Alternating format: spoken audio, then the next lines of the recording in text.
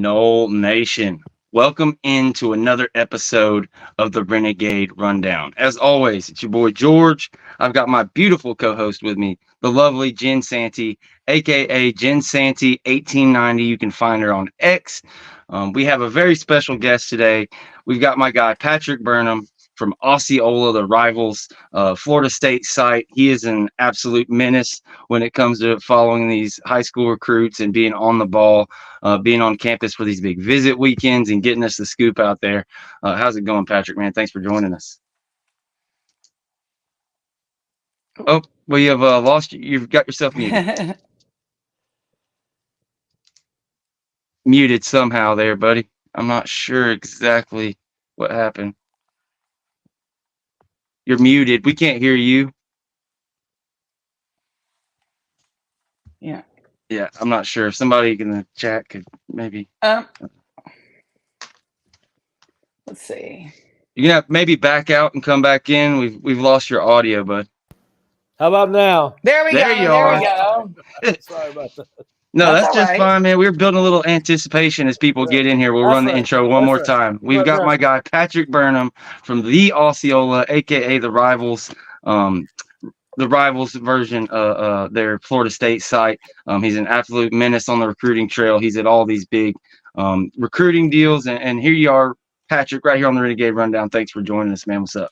Yeah, well, thank y'all for having me. I hope you can hear me now. I hope you got me. Absolutely. Yeah, listen, it's been kind of the dead period's gone over the course of the last month. Now, kids are still talking to coaches and all that kind of thing, and obviously, dead period just ended, so we'll start seeing some kids back on campus this weekend, like we have in the past. And they had 3 junior days the last 2 weekends of January and the first weekend of February, and they had about 45 of the Rivals' top 250 kids on campus.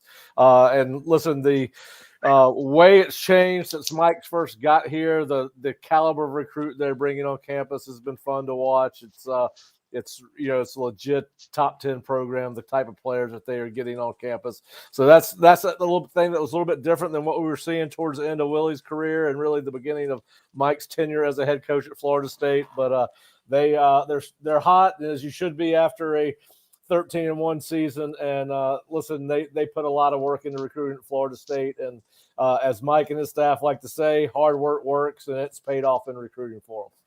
Man, I absolutely love it. You talked about it. The recruiting has just been through the roof, slowly but surely gaining. You said 45 of the top 250, the Rivals top 250 on campus.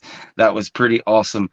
Before we get into the specifics of certain players, as we get people lining in here, before we get the kind of scoop, the inside info on the different guys, resources. You talked about it. The resources getting put into recruiting, the net that's being drawn, specifically at a position like linebacker versus previous years. You're able to get a hold of a couple of jets, and all of a sudden the helicopters you're renting are a little bit fancier in those things. What difference has that made with the relationships already in place, being able to be in so many different places and really put the resources forward? Well, obviously those resources help because, listen, if you got money to spend on recruiting, you can get to California, you get to Oregon, where they, obviously Florida State's a national brand. And listen, Mike and his staff have relationships all over the United States. They all have different coaching backgrounds. You got Mike, who has been as far west as Arizona, Tulsa, Memphis, grew up in Texas, played at UCA.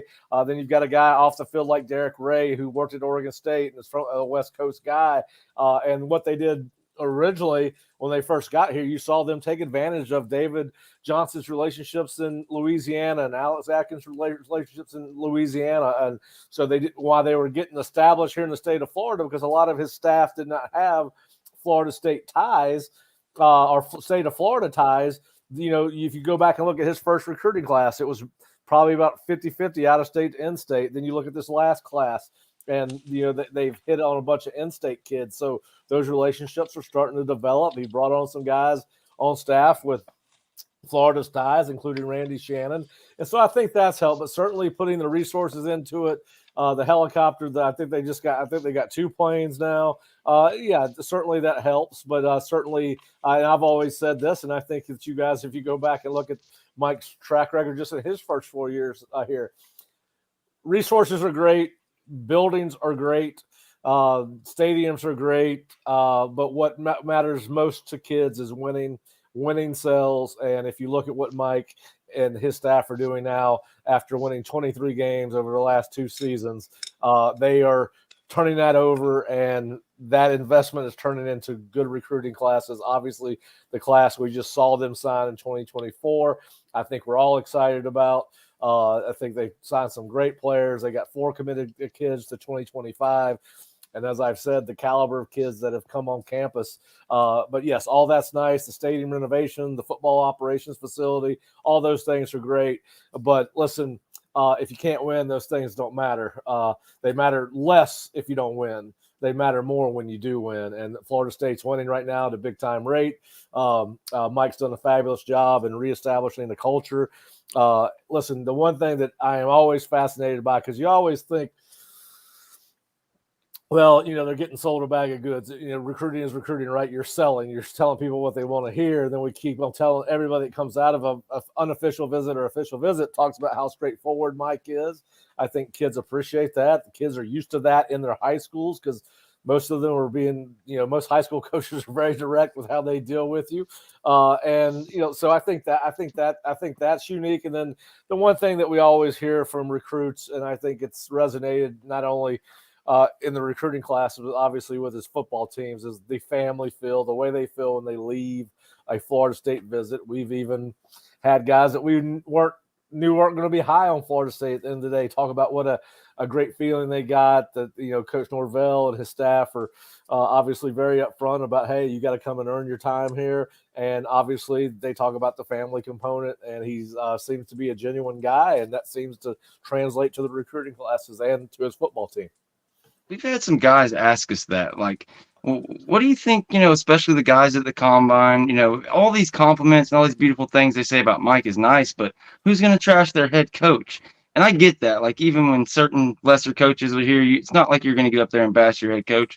But when you keep hearing the same things over and over again, and you hit the nail on the head, even guys that aren't even going to end up at Florida State, aren't big Florida State guys, they have the same reaction. They give you the same feedback on that kind of tough love, and how when you speak to Mike Norvell, you know exactly who you are and where you stand with the program. And also, you spoke on one of Mike Norvell's biggest criticisms in his early times here, his early staff connections to Florida. A part of having to recruit nationally, heavily in the portal, you ended up having to reach into Georgia quite a bit. All those things, the first couple of years that he struggled at, man, it's paying dividends now, because now instead of 50-50 kind of national guys and in-state, you've got 50-50 top 10 Georgia guys, top 10 Florida guys, and you're really putting together some spectacular classes. And even like the addition of Pat Surtain Sr. down there at American Heritage, and we'll get to the different guys in 25. I know I threw a lot at you right there, but man, I loved what you had to say. And I would love to get your opinion on that, the difference Pat Surtain has made and just those relationships in Georgia as well as Florida over the past couple of years. Well, yeah, I mean, obviously you can't argue with the success they had on the football field, and I think that gives credibility to coaches on the recruiting trail. Obviously, Surtain is known down in South Florida. He was a head coach for several years down there, I believe, at American Heritage. Played a long time in the NFL. That carries a lot of weight with kids that think they can play in the NFL. Of course, most kids do, whether they're being recruited by Florida State or Stanford University. Everybody thinks they're going to play in the pros. But listen, that does translate. The fact that he is, and he's kind of a younger guy. I think Pat's probably late 30s, early 40s. Relates to the kids well. He's got a son himself that plays in the NFL. All those players know exactly who Pat Surtain Jr. is. But certainly he is not disappointed. And listen, again, you got to give credit to the whole staff. It's not just one guy that's doing this. I mean, they really do. They have, as you mentioned, the resources. They've really expanded that recruiting department. They've got a lot of people behind the scenes that are working hard. But yeah, you certainly cannot argue with the results they've gotten with Pat Surtain in year one. And hopefully they can continue that. But yeah, he certainly probably helped them with every kid down in South Florida, as well as did Randy Shannon and Ron Dugans, has been recruiting that area forever. But I think at the end of the day, the head coach has got to be the one to close the deal, and Mike's closing the deal is about as good as anybody right now. Absolutely, and I promise you'll get the next question. I'm not going to hog all these, but I'm geeking out here. Really You're happy to have this fine. conversation. When you talk about American heritage, we're already over 100 people in here. We really appreciate you guys, College Football Mafia, joining as a member. Everybody get those memberships, hit your likes and your subs. Pat was, gracious enough to give us his time. There's a couple guys at American Heritage. One, Gregory Thomas, who is like considered to be a lot to FSU. We're like one of the only guys recruiting him kind of like to the level we are. We're recruiting him like he's a 5-star. And another guy, Byron Lewis, who some folks lean more even Ohio State talk there, but something about it. I feel like FSU has a really good shot with him as well, just because of that certain addition. But what do you think about those two Heritage guys? And if there's anybody else at Heritage, feel free. I like him a lot. I like both the kids a lot. Obviously, we just found out today that Byron Lewis has locked in a unofficial visit towards the end of March. I won't give you the dates just because we got to save those for the subscribers, but he will. He has confirmed a unofficial visit. Greg Thomas was one of the kids they got in early. Greg Thomas has, Lewis. I'll start with Lewis. Lewis was here in January, so he will be here on campus twice in 3 months. And one of our philosophies at the Osceola, I share some of the recruiting responsibility with a guy named Charles Fishbein, who's down in South Florida and runs Elite Scouting Services. And we have a philosophy. You can listen to a prospect say anything that he wants to say. Sometimes it's true, sometimes it's not. But what you cannot misinterpret are their actions. And Lewis will be here for the second time in 3 months. That means something. All right. He's taking time out of his schedule. He can go anywhere he wants because he's that high a prospect. It's all after prospect. And he is a guy that's going to be back here for the second time in 3 months. Thomas has been a regular visitor even before, as you said, before I knew who he was. But he's a guy whose profile is elevated. I think it's gotten a little bit, I agree with you. I think Florida State, if you had to ask him point blank who is the leader, they're certainly within his top 5 or 6 schools, probably at the top end of that. But his profile has grown. I talked to him about 2 weeks ago, and, the offers are starting to come in. I don't have all the notes on that call, but, yes, he is starting to get more play than he was early in his recruitment. But, listen, if he has been on campus 3 times, he's been on campus 6 times over the last 2 years. And again, that means something. Yes, but I think Miami, I believe he did tell me that Miami's making a big push here, I guess late, if that's what you want to call a March recruitment. But I think they send just about every coach on their staff into his school for an unofficial visit. I'm sure they were there to see Lewis too. But I've read and doing our research and Rivals agrees with you. Miami's a little bit ahead on Lewis right now, but Florida State's not far behind. But you had to put me on the spot, ask me about Greg Thomas. If Greg Thomas was going to be asked to sign today, who wants to sign with? I think if Florida State would take his signature, that's who he would sign with. Absolutely. Now, one of Jen's favorite people, and I'm going to cut it over her to ask a question or two about him because you mentioned Greg Thomas. He's been on campus since before, you knew who he was. Like, they've been on him early. That's been a common theme. Last year, if you remember, Ramonas Federicas, Ricky Knight, which is Jen's guy, and I believe Jameer Grimsley, all 3 of those guys were identified and offered by Florida State early before they had big rankings or anything else. So, Jen, I'm sure you had a question about Ricky Knight or just what you thought special, because I know Jen loves him. Well, I mean, what is special about him is that he's really, really good and really, really underrated. I think that's what's special about him.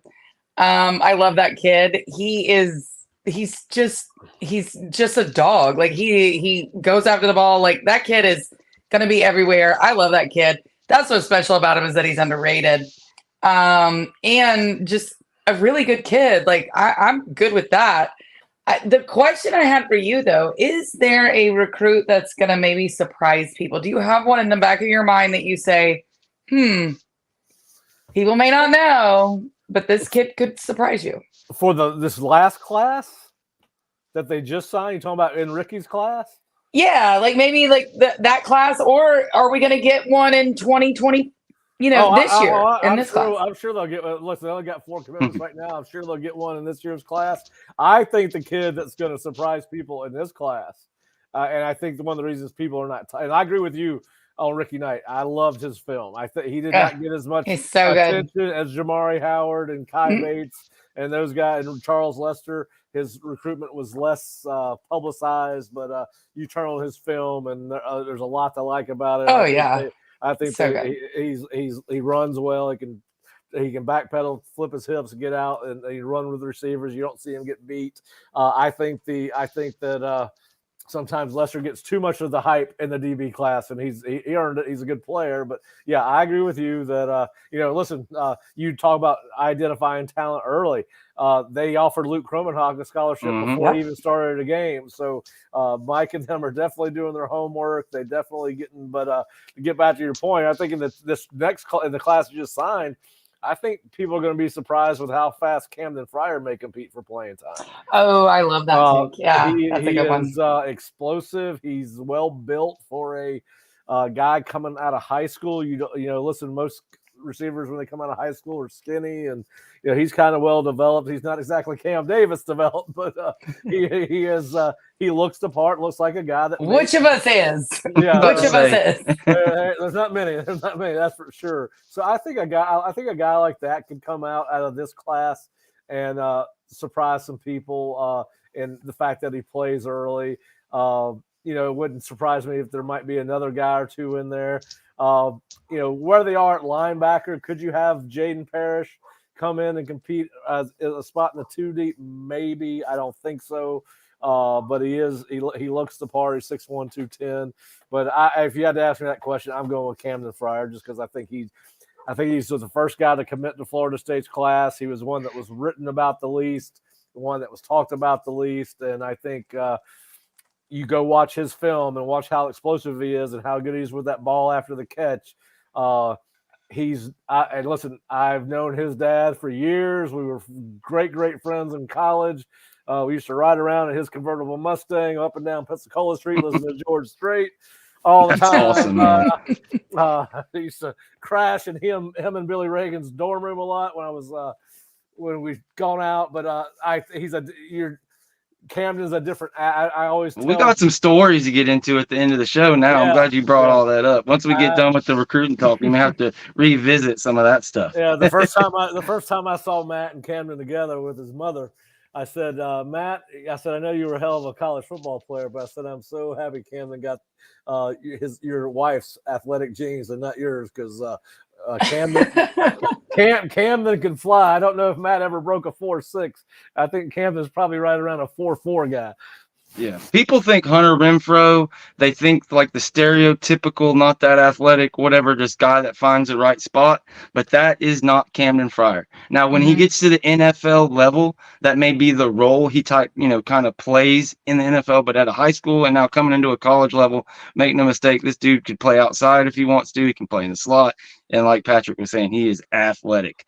And as far as, having a dad that's, a consummate pro and, already been a part of this and everything, talk about being prepared. He's a guy that's been prepared. I've heard great things coming out of tour of duty. Speaking of, it's funny you said that, because our guy Chris Frazier of Spear Addicts, Camden Fryer, that's his guy. That's his freshman that he's super, super high on, kind of like I was on Conrad Hussey last year. So you'll love to see it. But another one of our friends is a guy named James Coleman over at Den Media Group. The fullback. Well, he's also a running backs coach over at Meriden High School, and we've got some studs over there. Not including, but not limited to, but including our quarterback Tramel Jones, who is another guy identified. He may have been a 3-star. I don't even know if he's that at the time we offered him. He ends up committing and slowly but steadily climbing the boards. I believe y'all are at an event in Orlando recently where he was the MVP. Just killing it. Talk to me about Tramel Jones, and we can also talk about Jamie French, but I know unfortunately Heartline has a pretty good line on French right now, but I'm hoping through James and through everybody else and through hopefully Heartline getting the NFL job, we might get him in there. But from your mouth to God's ears, my man, because I'd like that to happen soon. Yeah, that French has a lot of people speaking tongues right now about his football ability. He is a really good player. He's that dude. Yeah, listen, I think that's probably going to be a battle for everyone that rages on. Listen, he committed to Alabama, decommitted when Saban retired. They're going to come back in and make a run at him. obviously when DeBoer gets settled and on the road, and obviously Alabama started spring practice yesterday, I believe. So listen, I don't think it's over yet with French. I think it's a battle. I think, listen, he's, as you guys stated, every major college football power, you name the who's who of college football, name your top 10 programs, they're all recruiting him. They all want him. He's a fascinating talent. Listen, you got to hope you're Florida State that having a relationship with the guy that you've recruited at quarterback for that 2025 class, Tramel Jones, helps you with that, with those guys, helps you with Jamie French, helps you with Drake Stubbs. Yeah, that was the next one I was going to bring up. Yeah, You brought up the play on the field. I mean, I'm glad with Florida being an opponent on Drake. Oh yeah. Listen, we talked about that with Drake, and one of the things I asked Drake, and we did about 20 minutes with him on a video interview about 3 weeks ago, and I said, Drake, listen, I said, what are some of the things that are important to you about a future college home, on or off the field? And one of the things he said was that stability at the head coaching position is really important with him, and and listen, I don't think, he alluded to it in the interview. Florida and Florida State are considered the leaders for him, and I do believe that to be true. But I do think that he has started to expand who he's looking at. Now, will it all come back down to, he's got a brother that's on the team here at Florida State. He's right down the road from Florida. I think he's enjoying some of the recruiting process right now, but it certainly seems as that maybe there's some more players getting involved with him than what we thought coming into January. But yeah, I think it's Florida State and Florida on him right now. And if he was true to that comment, listen, kids change their mind at 18. I might say something on Tuesday and think something totally different by Saturday. I'm not sure I'm much different now. Yeah, listen, I think it's a Florida State Florida battle right now. But if it came down to those two based off what he said and the fact that it looks like Mike's going to be at Florida State for a long, long time, I think that helps Florida State in that battle. I do think Miami's making a big push. I think there's several other SEC schools that are making a big push, but I really like where they stand with Hilton. I don't think it hurts that you have a committed guy on your football team. I don't think it hurts that he has a brother on the roster at Florida State now. So I think that helps. Listen, I'll be honest with you. I was not blown away with Tramel's film early in his career, 10th grade, but he has gotten much, much better. Mm-hmm. He throws a really nice deep ball. I got a chance to see him play live in the state championship game, which I like live evaluations much more than I like film evaluations, particularly huddle evaluations, which unfortunately that's most of what we have to base our evaluations off. Not always the best cameraman, huh? Well, it's that and it's highlights, right? So I tell everybody, when you're watching huddle highlights, you're going to see what you're going to see. What you really need to be paying attention to when you watch huddle highlights are what you don't see. All right, so if you're evaluating a receiver off huddle film, will he catch the ball over the middle? Do you ever see him run a dig route? Everybody can run a go route. But anyway, so when you're watching huddle film, pay more attention to what you don't see than what you do.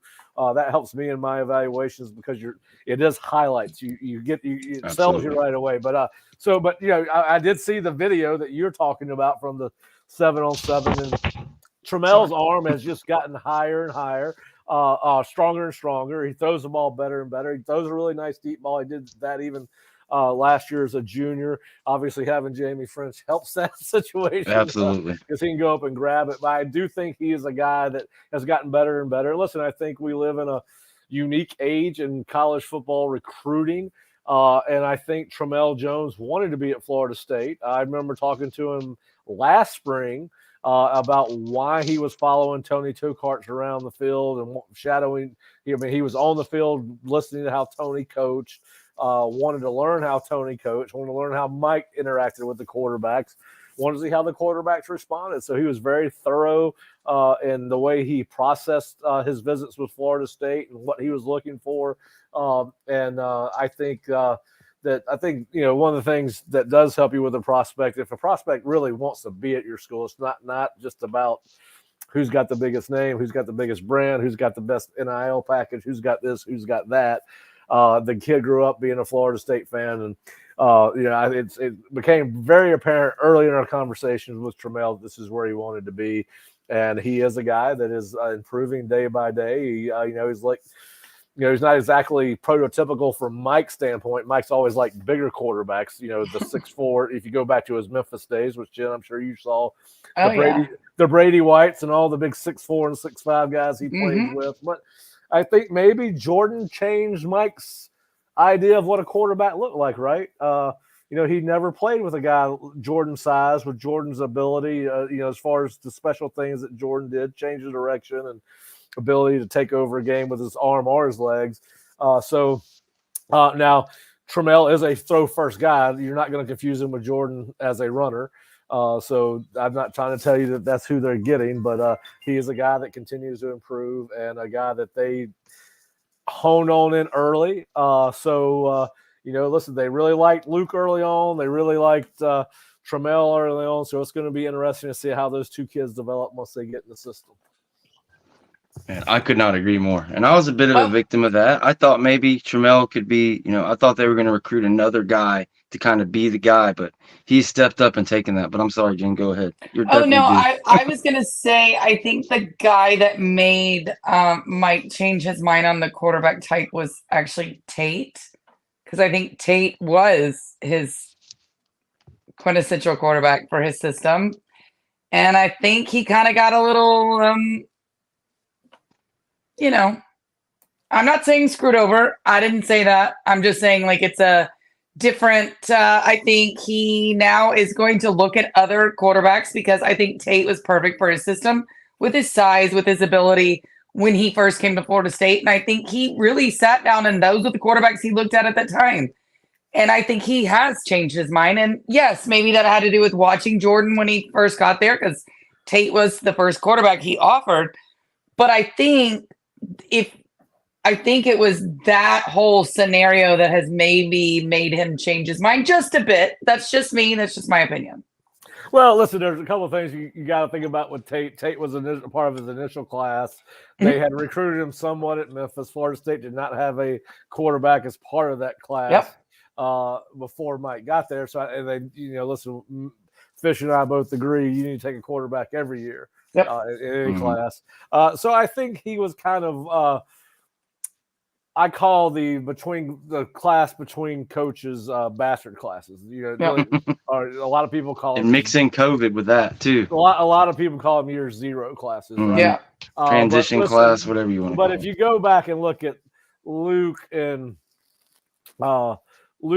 Tate, and maybe to a lesser extent, Brock doesn't have quite the height both those guys have. But if you go back and look, those are the guys Mike had at quarterback at Memphis. So I do think that I do think Jordan probably had something to do with, maybe I do want kind of a more mobile quarterback in today's game, but I do think that I don't think he was trying to find Jordan Travis and Trammell Jones. I think he was No, I totally agree. I think what I was just kind of getting at is watching what he thought was his quintessential quarterback for his scheme, right?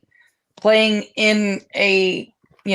playing at Florida State, and then watching said quarterback in his quintessential scheme didn't actually do that well, right? It was a different.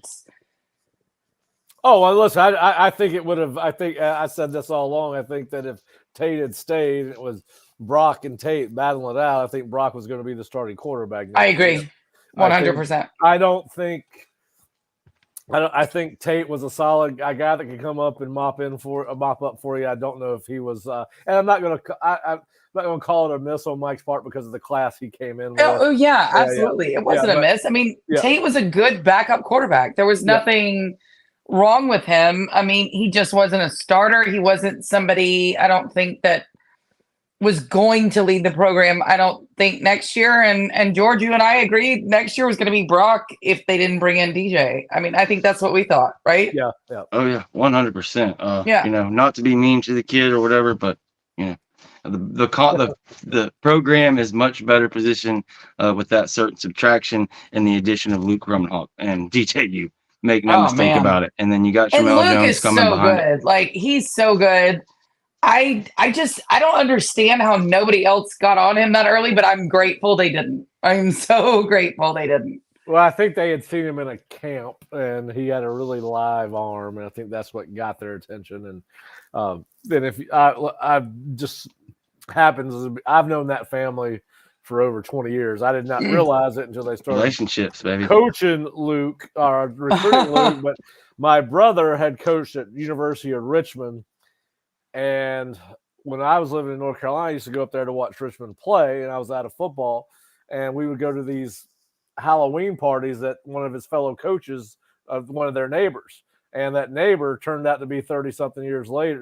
Not 30, it was about 30 years later, not quite that long, but it turned out to be Luke Cromenhawk's dad. That's the parties we were going to before Luke was even born. So, I've known of the Cromenhawks for a long time. Obviously, I didn't put two and two together until they started recruiting Luke. But anyway, but yeah, so they I'm fast. Listen, I think Luke's going to probably be lost in the weeds this spring. But between the playbook and the change in speed and power, but I am looking forward to. He has one of the best personalities.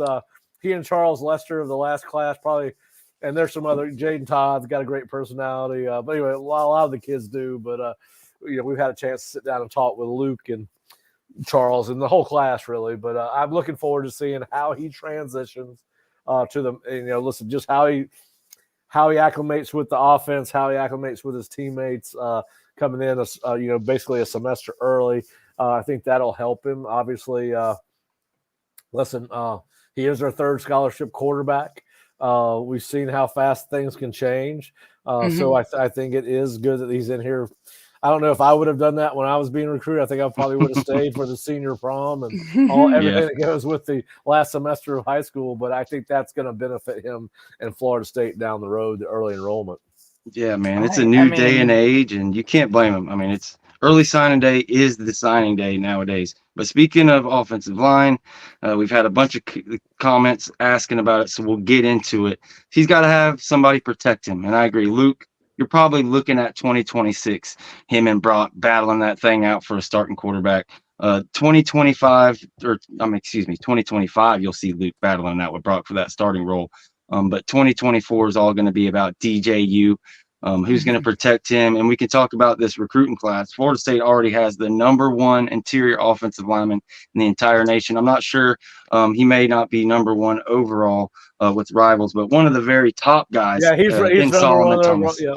Okay, good deal. Yeah, he's number one with us as an offensive guard center. Listen, he's a mauler. He's what you want. Is he a guy that can come in and play as a true freshman? That's hard. But he's certainly a guy that's going to make a difference. As far as, as far as this particular class, they're really good with Mario Nash. Mario is on campus a ton. Now, he is another kid that the longer his recruitment goes, the more attention he gets. He just got an offer from Oregon today. But he is another kid that's been on campus repetitively. I think that, Mississippi State, he's from Mississippi. They're hard in on him. But I think he's a kid that they have a chance to really make a big run at. He seems to like the programs. Another kid that talks about the family aspect of the program. Listen, then you're even going to find out today that Peyton Joseph, who just committed to Florida, has locked in for an unofficial visit to Florida State. So that's good. Josh Petty's going to come in on an unofficial visit to Florida State in the spring. Justin Hazelhunt has FSU in his top 10. Now, I'm not a big believer in reading too much in the top 10s as far as when guys start paring down. I mean, most guys are not going to take 10 official visits. You get me down to the top 5 or 6, and then we'll start talking a little bit. But yes, they're in on some good players. Max Buchanan will be back on campus this spring for unofficial visit. Zaire Addison, kid we've caught up with recently, is another kid that's big on Florida State. I would love to have that frame, man. I've been a big fan of him for a long time. And you'll have to forgive me. There's a kid out of California. I do not have his name in front of me, but he just put Florida State in their top, and I should know his name, and I don't off the top of my head. But listen, he's going to have to fly over a lot of good schools to get to Tallahassee. But obviously, Florida State has showed the ability to get kids to come from California to Tallahassee. We've seen A.J. Duffy do it. We've seen Manasseh Atiti do it. I'll try to find that kid's name. Anyway, so they're back they're on top 5 with another top 2025 offensive lineman. We'll see if they get him on campus. He has not been on campus yet, which once you get on campus, then we'll start talking about if it's if you got a chance or not. But I think you got to get him on campus first. Now it's hard to just casually show up on campus from California. So Right. if he gets here once on an official visit, then comes back for an official visit, they're in the ball game there. But yeah, I think they're doing well. And then listen, I think there's going to be some battles in spring practice. You talk about protecting DJU. I think there's going to be some battles on the offensive line this year. I am really looking forward to seeing what Jalen Early does, competing for one of the tackle spots. I think he can push either Robert or Jeremiah. I think we could see some shuffling going on there. Then obviously you've brought in Richie Leonard from Florida. Will he compete? I think the only two guys, if you had to ask me going into spring, who are the only two guys that are probably going to lock down jobs coming out of spring, I would say Maurice and Darius. I think the other 3 spots are wide open. And listen, and one of the 3 spots I can't tell you because Darius can play anywhere. So, I think it's Maurice at center and Darius at one of the other 4 spots. And then I think then there's going to be a tremendous battle. I'm really, really looking forward to seeing Chris Andre Otto. I think he's got a huge career in front of him at Florida State. Big old boy right there now. He is 6'5", 320. The way he moves, he enjoys football practice. I don't know if it's hard to enjoy football practice as an offensive lineman. It just really is. As much as you love football, it's the same drudgery day after day, just pounding your head. But he likes football. He held up on his own against some really good players in pass protection as the season went on. I mean, he's going against Verse, he's going against Peyton, he's going against Jaden Jones and so many. But I'm looking forward to see what they do with him. I think he's got a guy that's got a chance to compete for playing time this year. Obviously, you got to hope that Robert Scott is healthy. Has not played healthy in a long, long time. Yeah. If he's healthy, I think he's got a shot. But if you ask me, 2 young guys I could think could push some older guys, your Byers, Econdre Jones. I think it would be those 2 fellas. I am looking forward to seeing if Armella makes the next step. But if you had to ask me who I prefer between Early and Armella, it would be Early. And I think Andre Otto's got I think he's gonna surprise some people this spring based on what we saw in the fall. Yeah, I feel like we're absolutely loaded at guard. If I had to guess right now, I agree with you. The kind of the ones that have locked down the jobs, and I'd probably put my money on Robert Scott and Richie slotting in. But we'll see, man. We will see. Like to go from a couple years ago, we've talked about this a lot on the show, where Bless Harris comes in and a couple weeks later he's slated to start at right tackle, to going into 2024, and he's transferring out because it's looking like he might not be in the 2 deep. It's a pretty amazing position to be in, And then they're get the whole line coming back, Harvard. and then Jacob Rizzi. Yeah, you got the kid from Harvard who's he's going to be a guard. So I don't think he'll play tackle here. That was my evaluation of him. I'm hoping he can play some center. He was a very good tackle in the Ivy League. I just don't think. I played at that level.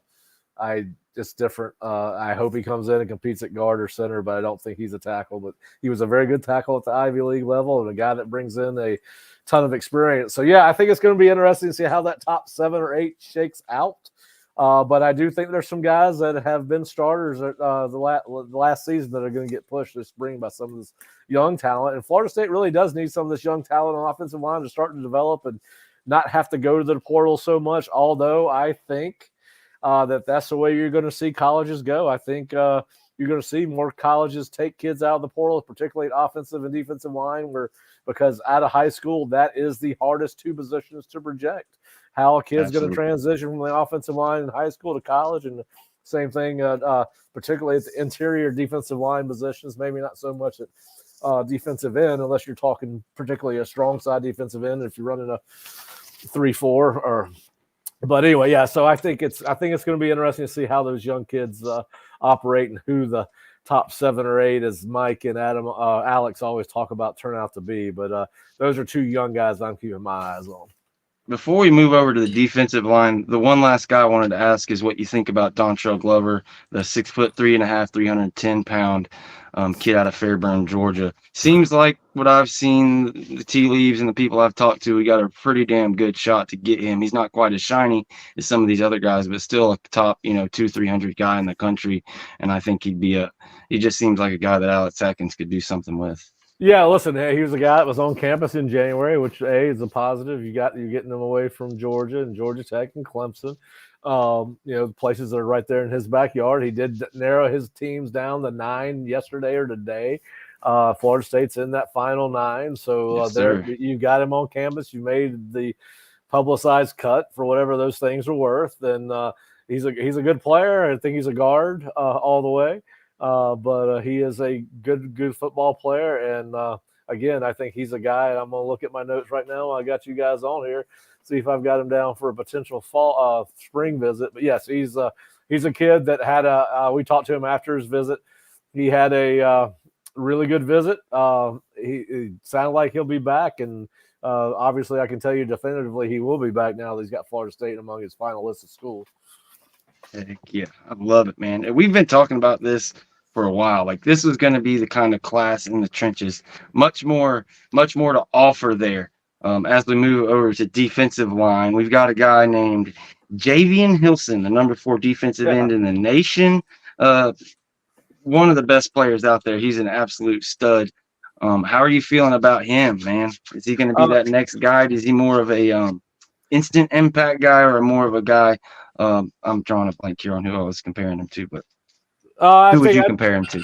Oh, shoot. 6'5", 230. I don't know. Listen, I think he's a little bit more put together than, say, a Lamont Green Jr. coming out of high school. Yeah, that's what I was getting at. He's probably a little bit more similar on film to what you saw out of Marvin Jones Jr. coming out of high school.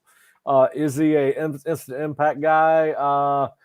I don't think he's an instant impact guy right now at 230 pounds. I think he would have to put on some weight coming in. I mean, that's the physical toll that takes on you. But is he a guy that can come in and play as a redshirt freshman?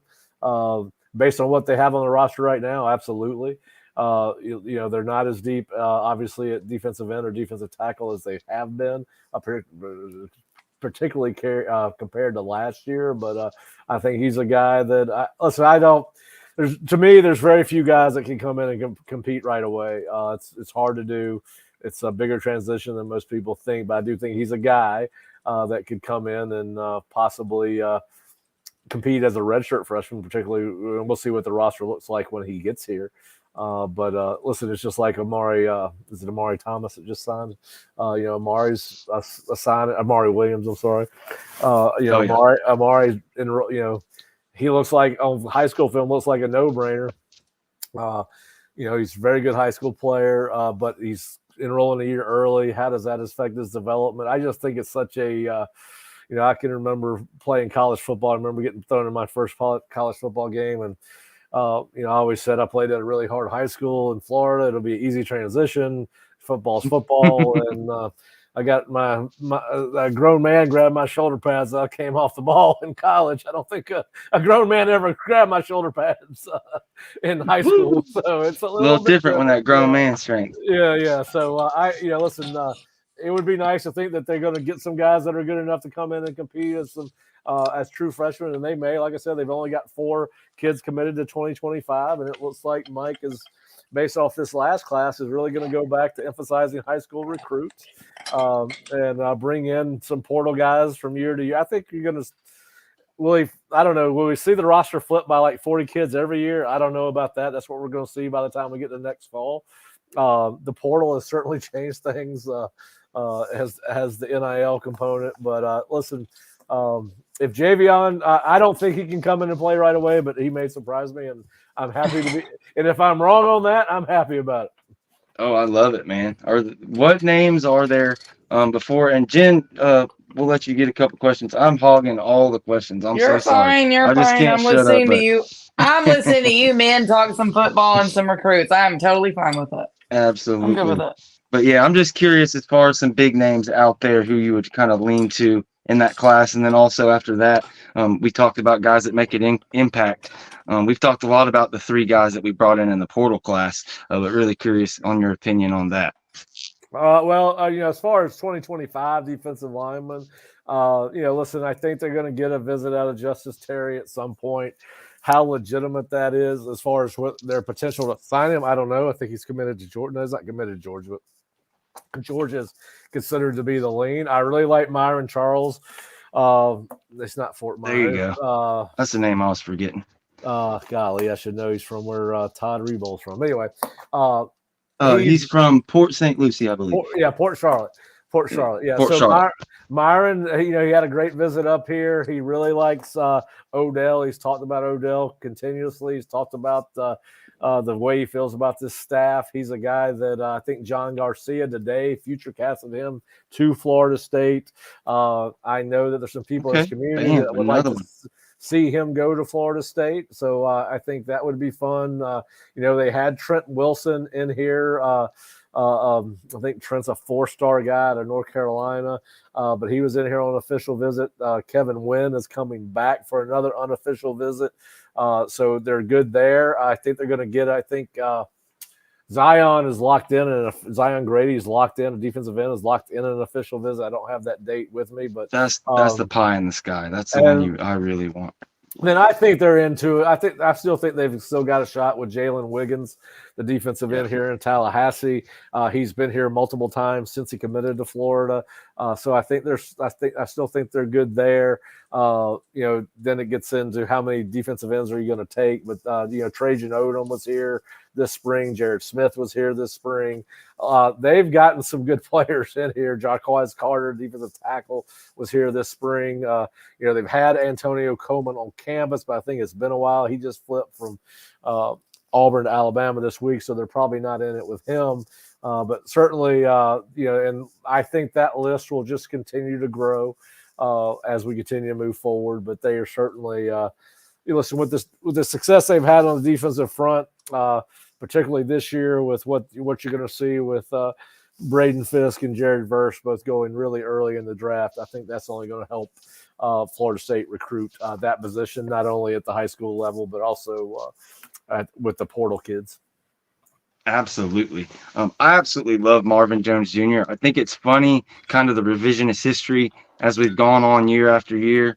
It's just, you're not going to be able to keep doing it. You're not going to be able to keep doing it. Well, they started out with Jermaine Johnson, first rounder, and they got Jared Verse, and he was here for 2 years. Oh, well, then the next year they got Braden Fisk, and then it's the next year. Well, this year, if it's Marvin Jones Jr., and he is the highest ranked recruit out of any of these guys. He was all world coming out of high school, didn't have to go to JUCO, this and that. He was on track at Georgia. He was just in a similar position to Jermaine Johnson where didn't fit the scheme. He's a perfect fit for our 4-2-5, not so much for their 3-4. I feel like people just have this thing where it's like, how many times can lightning strike? But at the same time, to me, I see the highest kind of level of play, the highest ceiling of any of the guys they brought in. And then you add those kind of big-time run-stopping DNs into Tomiwa Durajaye, who's closer to 250, and then Siono Lolohea, who's even like closer to 260, 270. I just feel like this is the best group of DNs they've brought in the entire time, and people are just kind of, it's almost like they don't want to believe it. I feel like they're going to really go out there and explode when the season starts. A couple of things. People have got to get over they're only doing this because of the portal. Well, you know what? The portal is a part of the game now. Mm-hmm. And your job as a college football coach is to try to win as many games as you can. And the portal is a way to do that. So, listen, if somebody wants to get mad because Florida State takes credit for the development of Braden Fisk, I get that. Florida State didn't do much with Braden Fisk. Braden did his self-made net, but you can't take away what they did with Jared Verse. People like that. Listen, the portal's a part of the game. You got to play it. And Florida State's a program, just like with high school recruiting, that if they're winning is going to do very well in the portal. Because they are a national program with 3 national championships, 3 Heisman, 2 buckets. They put people in the pros and have for years and years. But so I think people, I think you get a lot of that Are you always going to hit home runs in the portal? No. We could go back and look at the portal classes that Mike signed. Not everyone's been a home run. But are you always going to hit a home run in high school? That's the question. No, you're not. It's a failing business. Look at the NFL draft. Mhm. But yeah, certainly, people, the portal's here. It's here to stay. Mike does a very good job in it. More people are starting to follow, and they're starting to follow the model of the teams that started using the portal right away. Mike gets a lot of credit for it. They're not the only program that did it. But yes, so people are starting to say, hey, football is a hard job to stay employed in. And if I want to stay employed and make $10 million, I need to bring some portal kids in and leave a couple high school kids back, signing somewhere else. As far as that group, you talk about the defensive lineman in the portal. Listen, I think Marvin's got potential. I think he's got to settle into a defensive end position where he's kind of playing a hybrid end linebacker for Georgia. He was in coverage some. I don't know if you saw the Alabama game, but they played him standing up and he dropped some in zone coverage. I don't think that's his game necessarily. But the guy that I like, simply because he's got a track record of success at a position that Florida State's not very deep in after you lose Jared Verse, and a couple of other guys hadn't quite hit, like the kid that transferred back to South Carolina. So Sione Lalohi, to me, out of that group, the Jones Jr. And Tommy, I'm just going to call him TD. Sione is the one I'm most fired up about because I think he gives you instant help and instant production. I think the other two are younger kids, even though Marvin's going to be a true junior, but younger kids from a rep standpoint, right? Sione's played a lot more football than either one of those two, but Marvin should come in and be able to split time with Patrick. They are most similar, and I think you'll see Sione and Tommy on the other side lined up against them. We're setting the edge. And listen, it's going to be interesting to see what Byron Turner does. He's listed at 244. Does he get bigger? I think it's a big spring for Lamont Green and Aaron Hester. Yeah. Aaron's been around a while. He's been hurt a little. And is that a position they go back into after the spring in the portal again and maybe bring somebody in depending on, how they feel that group did. And of course you got Grady Kelly coming in at defensive tackle. That's not what you want to talk about the ends a little bit. That's fine. How do you feel about Kelly? I'm not I was super high on Fisk. I took heat, I'm not going to say I told you so or anything, but I don't quite have the same feeling there, but I have heard good things about everybody him. I told you so. Cause I told people watching this camp that Fisk is going to be the best player on the Florida State defense because of how hard he plays, and he's really talented. He's one of them. But listen, Grady Kelly is a solid college football player, but you're not going to confuse him with Braden Fisk. He's not as twitchy as Braden was. He's not as big as Braden Fisk is a big man. He's got his damn thighs are the size of oak tree trunks. Grady's 6'2", 285. But what he is he is a guy that can come in and give you 15 to 20 reps a game and help give you some quality depth. He's been productive. He was, I believe, all second team, all conference maybe last year, or maybe freshman All-American. He's been decorated at that, playing at that the group of 5 level. Then I can't wait to watch KJ Sampson, another young kid. But listen, Darrell Jackson. Stubborn ain't fair. Yeah, then, of course, Darrell Jackson and Josh Farmer, if they play up to their potential and ability, Florida State will have potentially 2 of the best defensive tackles in the ACC next year. And then if you can get some guys to step up from behind them and give them some depth, kind of like we saw this year, you had a little depth with Fabian backing up Braden and, Josh you had in there. So I think it's going to be fun to watch, but I think that, you definitely, they need Marvin Jones Jr. to come in here and be able to play, rotate in and out with Patrick Payton. It's going to be a big-time X factor. If you can put Peyton on the bench and then Marvin comes out there and he's getting after the quarterback, that would be tough. I sure hope I'm right on that one and that he really explodes. But, I agree with – this has been a lot of fun, man. I agree with just about everything I've heard. I think the one position we haven't really talked about tight end, but there's not much going on tight end so far in 2025. But linebacker is a big, big point of contention. Maybe I'm tripping, but we can always talk about it again. Tavian Wallace, Ethan Pritchard is a guy you have committed. Tavian Wallace is a guy that across the board, a lot of people really feel good about him coming to Florida State. You've seen Randy Shannon cast a wide net. I've been critical. I thought they should have replaced him, when they replaced Marcus Woodson. He ends up staying. You see all this turmoil across college football, and all of a sudden, his continuity and his ability to coach these guys just came through. And it seems like this could be the big year, like it was for Dugans and Thompson last year, that Shannon could really have an amazing linebacker class. Well, listen, they're off to a good start with Pritchard. He looks the part. He's a good player, physical, fast, does all those things. It looks like they're going to get a unofficial visit out of TJ Alford, which obviously is a really, really good player. Elijah Barnes told me 2 weeks ago that he plans to visit. Florida State is one of the more important schools in his recruitment right now. And he says his interest is great. They've had JJ Falk on campus. Obviously, his brother goes to Auburn. I believe JJ may be committed to Auburn. But long story short is, you're probably not going to get him at the end of the day. Then you brought in Jaden Harmon. He was recently offered, visited, a kid they're really high on. He's a Georgia kid. I think you'll see him back on campus. So that'd be another name I would pay attention to. Gavin Nix, I think he's going to be really methodical in how he goes about it. He sounds like he's about 30 years old when you talk to him. He's very, very mature. I think he understands that this is this is not old school recruiting. These are business transactions. These are job interviews now, particularly for a guy that's going to be able to garner some of the interest he's going to get from several schools. Riley Pettyjohn told us he would be in town later this spring. So they've cast a wide net from Texas to California on these linebackers, and we'll see what happens. But listen, they're in a good spot. They've got. I wrote down some names that are coming. Pettyjohn, as I just said, he's coming back.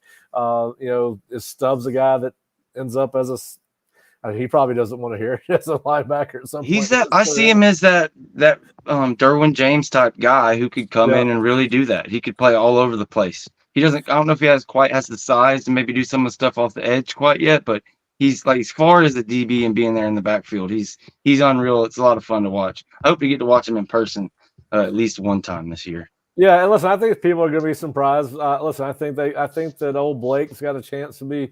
I call Blake Sunshine off of the movie because he got that nice. Remember the Titans Sunshine?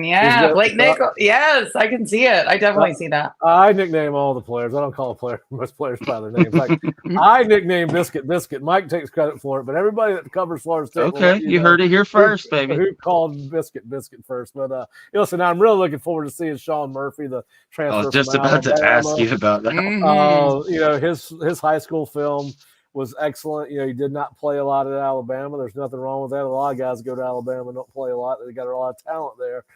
So I'm looking forward to seeing him. Listen, Justin Cryer, I think he's going to fill that Tatum Bethune role a little bit. He might actually be a little bit more instinctive than Tatum was. But I was really impressed with him as a true freshman this year. He's got some natural instincts. We watched him in practice. Obviously, he was a late addition after the whole Northwestern thing. He had signed with Northwestern coming out of high school, had been recruited by Florida State. But he's a guy I'm looking forward to seeing a little bit. I want to see if obviously, getting DJ back was good. The whole situation is very bizarre. Wow. But that's one of those things at the portal. But that was a combination of portal and NIL. But anyway, they got that rectified somehow at the end of the day, and I think that has getting him back. And I don't really give a damn how they got him back. I think it's weird how it might play in the locker room. I do have a concern there, but you got him back at a position where you could not afford to lose him. I mean, they could not afford to lose him, given the fact that you really don't have a proven commodity returning outside of him. Omar really hasn't he's going to be a redshirt sophomore. There's nothing wrong with not being able to play as a redshirt freshman, particularly at the high level that Florida State is playing at. But, I don't think anybody felt good about having Omar, Blake, and Justin being your top 3 most experienced linebackers coming into the fall or the spring camp. So I think getting DJ back was big. I think getting Sean Murphy in here was good. I like the 2 freshmen, but they're freshmen. Freshman linebackers hard to play a freshman. I think people are going to be surprised by Hickman Collins. Fish and I disagree. My take on Hickman Collins is a little bit more positive than Fish's is as far as potential here. And it's not a Dylan Brown Turner from like last year. It's a different deal. And then you got Jaden Parrish. I don't think he's Dylan Brown Turner, the kid they signed from Texas the year before that didn't pan out. But this guy is a little bit more full-blown linebacker. And then, of course, you got Jaden Parrish, the freshman. But, again, those freshmen are probably not going to play. So that's why it was important to get DJ in here. And I think you're going to see him bring on another linebacker as soon as spring is up. Now, a lot of people think it's going to be the Hill Green kid from Charlotte. I'm not a huge fan of that one, but that's fine. I don't make the decisions. They pay Mike $10 million, and they pay Randy Shannon a hell of a lot more than they pay me to evaluate linebackers. So, but that was I watched this film, and I think it could turn out to be anybody. Right? It's supposed to be a big spring portal window. We'll see how it works out, but certainly getting DJ back was big, given where they are on the roster and how young they are at the linebacker position. Well, you have been absolutely on fire. We're over 300 live viewers right now. You're like past the time you talked about staying on. This is the part of the time we usually open up for phone calls and questions from the community. If you want to hang out, you're more than welcome. Yeah, we go another 15 minutes. I've got some babysitting duties here coming pretty quick. But if you give me, I'll go 15 minutes. Boom. Hey, man, like I said, you're already over. You've been extremely gracious. This has been a ton of fun, but the line's open, 850-495-1906. If you have any questions for me, Jen, or Pat, FSU football recruiting related, get on the horn. You can text in questions if you like, either or. But yeah, man, this has been an absolutely amazing conversation. And we've talked about everything. We've talked about the high school guys coming in, the portal guys coming in, et cetera, et cetera. But one of the least talked about things, and something I really hammer here, is there's 3 parts of recruiting. And I know my people are tired of hearing this, but you have high school, portal, and retainment. Retainment being the one I want to address because it hardly ever it ever gets talked about. In this day and age, it's kind of like playing draw 5, those little card games your grandpa would have where it shoots 5 cards and you click 3, hold, and you hit shuffle on the last 2. It's like that's how it is with these rosters. And you don't have to be, in the dark, shady dealings, or like Saban had to kind of just push people out, medically disqualify people who weren't, things of that nature. You're literally able to take the 18 guys, like the bottom 20% of your roster, who weren't going to play, and they're able to go find better positions. It seems to me nobody in the country, and you've talked about how different people have done the portal, and they have. Michigan has done great. LSU's done some pretty good things, USC, et cetera. But no one in the nation, to me, has had a higher gap of exit level and entry level. In both years, it's been like 20 points. And it got to last year, you weren't kicking off a bunch of guys or losing guys that just were G5 level or not Florida State level. Guys, you were just, upgrading. And this year, even to another level, you're starting to have guys transfer out and go to, bigger and bigger schools. And being like, people could look at it like them guys that went to Colorado. They're like, oh, this is a terrible loss, because we grew up on these guys. We've known them for years. We followed them on all these things, but it's just the roster upgrading. And this year, I think, has been the most extreme. You see a 20% jump, like a 50% jump in the blue chip ratio of the squad. But just speak on that and how it's not really talked about that much, and how great you spoke on Derek Ray, Mike Norvell. I feel like they're the best team of evaluators and general managers in college football. And when the recruiting catches up, it's all over because they're ahead of a curve that nobody else even sees. Well, listen, like I said, the longer the portal's been in play, the more people are going to take advantage of it. You have to. It's a tool that's been given to every major college football coach. Now, back in the day, they used to run you out of programs. They try to get you to leave. That's just the way it was done. If you didn't play up to caliber, they're going to try to find a way to challenge you and run you out of the program. Now they don't have to do that. They can keep the good relationship with the kid that's leaving and try to find him a college home that's more suitable for him. And because you don't ever know when those relationships are going to come back around. And you've also got to go back into these high schools and recruit the high school the kid came from that you just jettisoned to San Jose State or wherever the hell the kid went.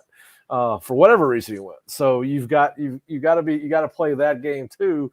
But so now you can have these very honest, open conversations. But hey, you're living in your third year.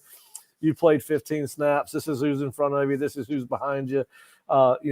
You can have some good open conversation with your kids about whether this is the right place to be. It's at the end of the day, it's all about evaluation and relationships in Florida State. But half the reason is because they're Florida State, and half the reason is because they're winning. They're going to have shots at some of the top transfers in the portal. That's just the way it is. And you've got, listen, for every hit we can find a miss. I'm sure we could go back through the rosters and do all that. Just like you can. I ran the numbers on it, Pat. We're talking over 60%. But nuts. But yeah, listen, you've got to be able to utilize that. And listen, it's the reason these college football recruiting departments are expanding. And it's the reason you got guys that assigned at every school. All they do is watch college football tape. Who might they be interested in if they were to leave? And that's, I've joked for 3 years now, these post-game handshakes are different than they ever have been before. Because you don't ever know when you might need to send a text out to somebody, or you might get contacted by a third party. But yeah, I mean, listen, you can't argue with what Florida State has done in the portal. And listen, if some of these kids probably left and didn't want to leave, but I think from what I understand, Florida State has done a great job of trying to place kids at college homes once their career at Florida State has ended. And Mike's been very great. Listen, you see how he handles the portal. You had guys that were in the portal that dressed out for the Orange Bowl game and played in the Orange Bowl game. So he treats it as a part of the process. And I think some coaches, Dabo certainly would probably never play a guy that entered the portal, even if he was a special teams player. But yeah, certainly it's a part of it. They've done a great job. Let him sink himself, man. They've done a great job in the portal. They've gone in and every year and filled needs. And listen, can you make a living in the portal? I don't know if you want to sign 20 kids every year from the portal, but I know the portal's here to stay, and I think you're going to see teams sign 8 to 10 kids out of the portal every year. I think that's where it's headed. Now, I think you still want to have I think culture gets overused in football. The shelf life of any one college football team is exactly 365 days. Yep. Is there some residual effect from how you operate on a daily basis? Certainly. But I think that gets harder the quicker turnover you have in your roster. But if you're recruiting the right kids, even out of the portal, they understand who you are as a coach and who you are as a program. I think, and Mike always talks about it, we try to find the guys that are the right fit. And I think 95% of the time that is probably true. I think also they want to win football games. 5%, they don't care if it's a fit. They care if you can tackle, catch, or run. But yeah, listen, you can't argue with what he has done with the portal and the way he's able to fill the holes and get better. We'll see how it works this year. Are they going to find? We already talked about it. Is Grady Kelly going to be Braden Fisk? Probably not. Maybe we get surprised. But listen, he's done an excellent job. You can't. They have embraced the new world of college football, particularly when it comes to the portal. And I think Mike is. My understanding is he's not. It's not always just. It's not going to be. You're not going to walk into his office and, hey, I need $50,000 to come here. He's not going to bring in somebody that's solely NIL related based on what I know to be. But I think what he's done in acclimating his philosophy to the portal, obviously you cannot argue with, 23 wins in 2 years. You can't argue with the results. And people can say portal this, portal that. Those are usually somebody saying that after you just beat their ass in a football game. But average of 3 years on those guys. You've what's the problem? You've got to embrace. I don't care if it's Keon Coleman in 6 months and somebody else for 6 years. I don't care. as long as they're bringing in the kids that help them build the program the way they want to build it. And right now they're doing it right. Absolutely. Jen, did you have anything before we get out of here or before Pat has to go? And of course, guys, the numbers, I think we've just got everybody in shock with the information and they're just absolutely full up. But Pat's only got with us for another 5 or 6 minutes or so. If you have a question, speak now or forever hold your peace. Now, how long? I got a question for you guys. How long y'all been doing this? Okay, Jen, you want to take that one? I've been doing it since what, November? Was it November? Yes, Yeah. ma'am. And so I'm very green, obviously. But George is the expert. All I have to do is show up. He does everything. I just show up. So I can't. It's fun. She's the most humble person ever. This channel suffered in obscurity until Jen came along, and the past 4 months we've really taken off. But the website launched December of 2022, and about 6 months on the actual YouTube. It started off with the Voice of College Football over there with Mark Rogers, and then I got this going kind of about the same time that I started doing his post game. But Jen's full of it. She has been absolutely amazing, and she shows up and she brings a whole new dimension to the show, and I have somebody to talk with and keep me in line. That's good. That's good. Well, listen, I'm glad you guys had me on. It's been a lot of fun. I know we've all been texting over the last 3 or 4 weeks, and anytime I can help you guys out, please let me know. Love to come back sometime. Can I ask one thing for you before you go? You can. Where do you think Florida State goes? Do you say Big Ten or do you say SEC? I say Big Ten. Okay. That's what we think Let's too. go, baby. Yep. Big Ten. Yep. That's what. Listen, I had a just happenstance. I was at a game really early, covering recruiting. I can't remember what game it was. It might have been Duke, but it's towards the end of the season, towards October, November area. And I'm having a conversation with a guy that knows who I am, but I'm not sure who he is, and I still don't know who he is, other than he's somebody that has access to information that I don't have access to, that he has free access to it. I'd have to track it down for hours and hours and hours. And, so we started having this philosophical conversation about the program and where we thought it was headed. And, I've always been of the opinion that it was probably going to, for various reasons, call it a gut feeling, call it the fact that they're in the SEC backyard and the invitation hasn't come. But I've always felt like it was going to be the Big Ten, and he kind of verified that in that conversation that day. Now, obviously, this is a moving target. Who the hell knows what's going to happen? It looks like we're all headed to a Power 2 anyway at some point.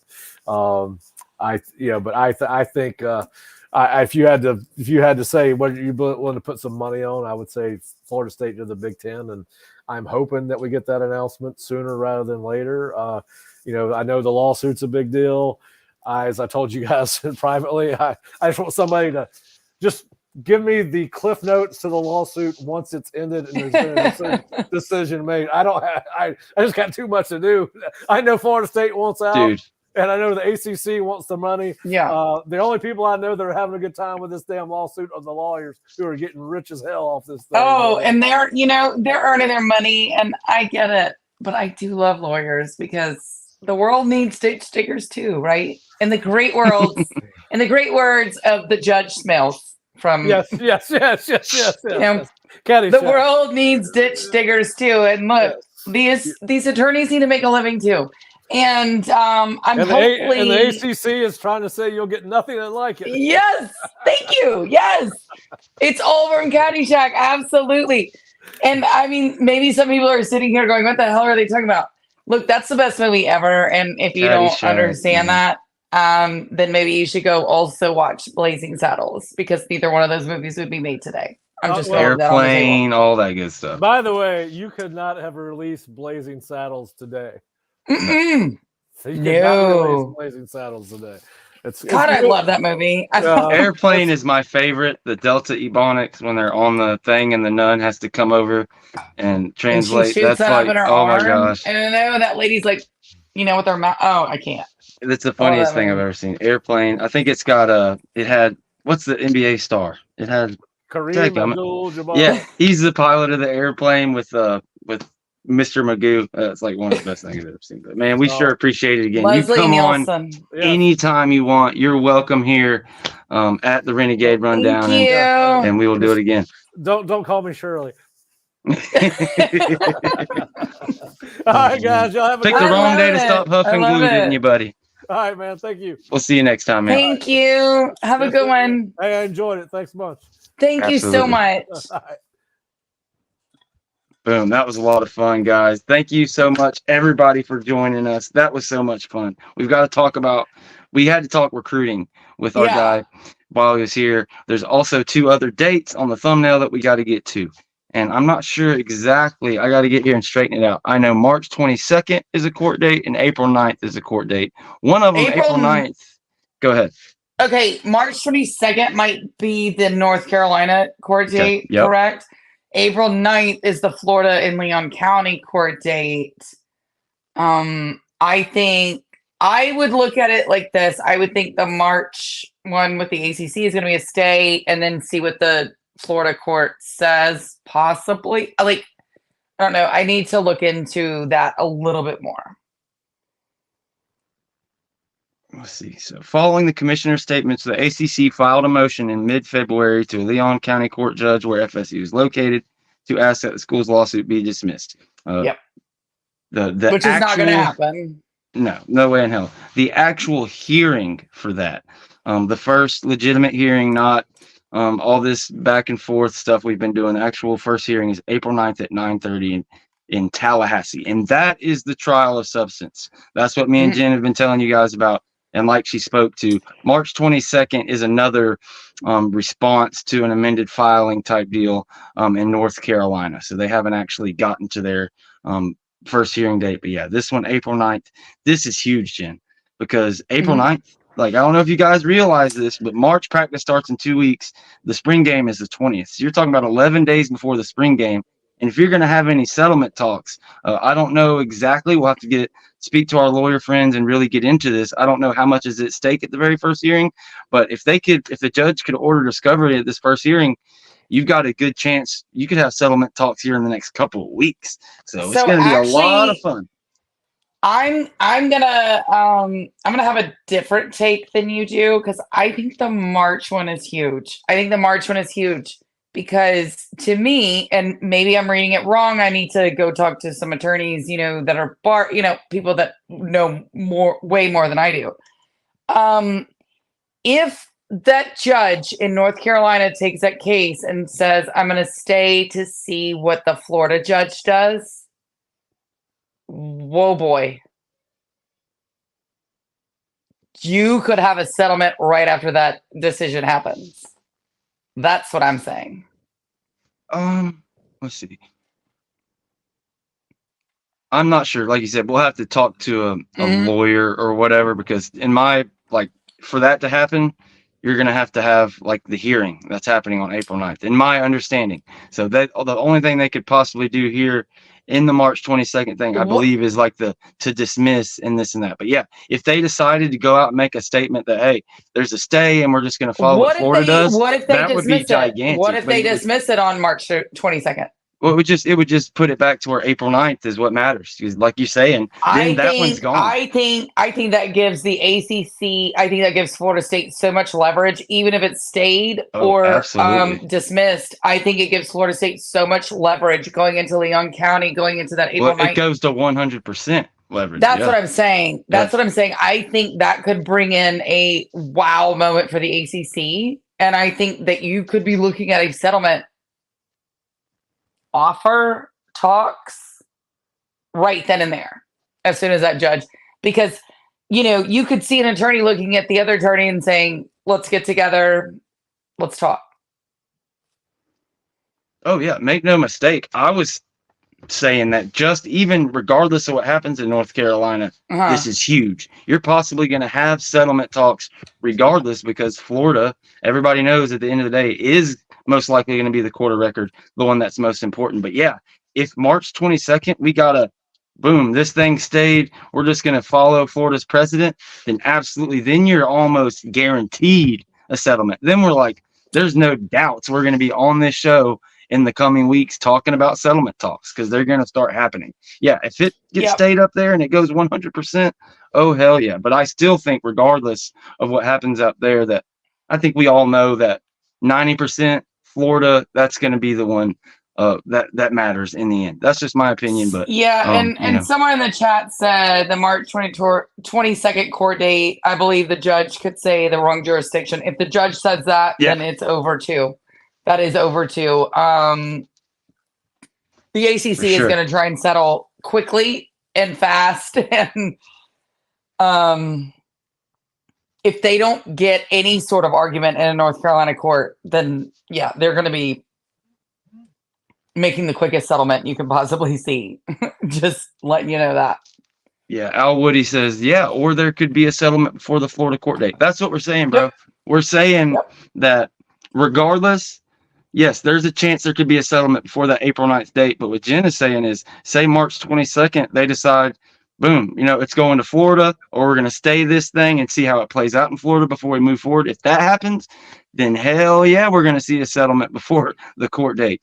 Because you run the risk of getting discovery to be ordered on that day. Because if that happens and they order discovery, then you're stuck. Then Florida State has all the leverage, and they're going to be able to get it down to nothing. Because that's the risk you're taking of actually going to court. So, April 9th, finding out it's going to be the first actual hearing, huge. March 22nd, like Jen said, if they can get that thing, dropped, or for them to say it's going to be in Florida or to stay it or whatever, then that just, instead of, having 50% chance of settlement talks, it goes to 100% settlement talks. They've got to get in a room and figure it out or go to court, one of the two. I mean, this is what we've been finally waiting for, the actual court date. And guys, if they do a stay on that March date in the North Carolina court, right, all that's doing is staying it to say if the Florida court decides, do they have jurisdiction? How are they going to do it? That's all that's really going to do. But I also think a stay is very good for Florida State. I think a stay is extremely good, not as good as a dismissal, but it's still extremely good for Florida State. Now, should that judge deny the stay? I don't think they will. I really don't think they will. I don't think they're going to deny the stay. I think you've got pretty much a 75% chance of having a good outcome on this. You're either going to have the stay, the dismissal, or whatever, some corrupt judge that allows it to go on. I just don't see the reason that it would happen. But I think a stay is also very good for Florida State because it's allowing the Florida judge to say, oh, we have jurisdiction, which they will. They will. In the state of Florida, they're going to do that. And so then once that happens, it's going to come back to North Carolina. And depending on what the judge says in Florida, you see how this goes. For sure. This is going to be a settlement either way. Oh yeah, there is no doubt about it. Just a matter of time. And again, just to get that actual court date, it's huge. It just speeds things up. And we got, of course, guys, don't forget, you got to be with us. Come meet us April 20th in Tallahassee, Lot 5 for, I think it's actually the MFTK Foundation Spring Tailgate is what it's named this time. Mm-hmm. James Coleman of Dim Media Group, Chris Fraser of Spear Addicts, CJ Wilson of Dope Talk, Jen and I of the Renegade Report are going to be there helping out, as well as I think Chip Westerly from Unconquered 850 will be there helping out. You're going to see a ton of alumni. You're going to see legendary Knowles there. You're going to see recruits. You're going to see recruits' parents. You're going to see coaches on golf carts. It's really an unreal fellowship experience. I was able to go last year before we even had the video channel. At that point in time, I was just writing articles and doing audio stuff. But just an amazing experience. I cannot advise you better $20 to spend than to go over there and spend $20 on your tailgate ticket and come out April 20th and spend some time with the guys. Again, we have the number on the bottom of the screen if you guys want to call in with a question or anything like that. And also want to give out a shout out to our girl Sky Knoll on X, who sent us some really cool patches and stuff. She has a place called Sports Force, unique with sports and military products and gifts. Her phone number is 850-591-3991. or 3991. You can go check her out on X at Sports Force One. They've got all kind of Florida State keychains and like the patches. Like I mentioned to you, I've got one right here that we're going to start giving away when we start doing our giveaways again the second half of this month. Once we got some cash to give away to you guys, we're going to send one of these patches with everything along with the memorabilia or whatever else we do. But for sure, go check her out there at Sports Force Unique Military Sports and Military Gifts, and we'll really appreciate it. Tell her that George and Jen sent you from the Renegade Report, and she will take care of you. Who knows? Like, get to know her. She may hook you up and throw in a free ticket with your purchase. She's that kind of person. She's just a great person. We love doing business with her. So, again, go out there and check that out. Angelo Smith coming in towards the end of the show. What's going on, Angelo? Man, again, we're going to put the number back up there, guys. We're running low. We're at 124.52. We're almost 350 deep. So there's no reason to end this thing. But again, we're almost an hour and a half in this thing. So y'all give us some questions. What do y'all want to hear about? What do y'all want to talk about? What does Jim want to talk about? What you got on your mind, sweetheart? Well, I mean, I really just have my eyes on this March date because I'm hearing a lot of people just being like, well, it's the April one. And to me, it's the March one. I want to see what the North Carolina Corps does. I think that's going to tell us a lot. So maybe that's just me. Yeah, no, it's all extremely important. I mean, I don't think there's a one or the other matters. I think the April 9th one matters no matter what, and so does the March 22nd one, but there's just like it's the actual hearing in April, so it's like it like the March 21st is going to decide how much the April 9th one really matters, I guess. But we got our first caller live on the line here. You're live on the Renegade Rundown. What can we do for you? Listen, I just wanted to mention, and I'll be real quick, and then I'll let y'all go. But DJU, when he played at Oregon State, at first I was kind of iffy on him, and but really, when you look at it, I mean, there's been tape breakdowns of like him being able to read defenses, but also I wanted to point out, because I always knew that they had a really good offensive line at Oregon State. And I was like, man, why didn't you produce more if you had that offensive line? Well, if you look into it, every game that mattered that they played, whether it was Colorado or Washington State, they had injuries. People like Joshua Gray was hurt, and there was other injuries around that offensive line. I think with Alex Atkins being 8 deep across the line, I think he's going to do well. He's going to have time, and he's going to be able to read defenses. Just like to hear you guys' thoughts. I'll let y'all go.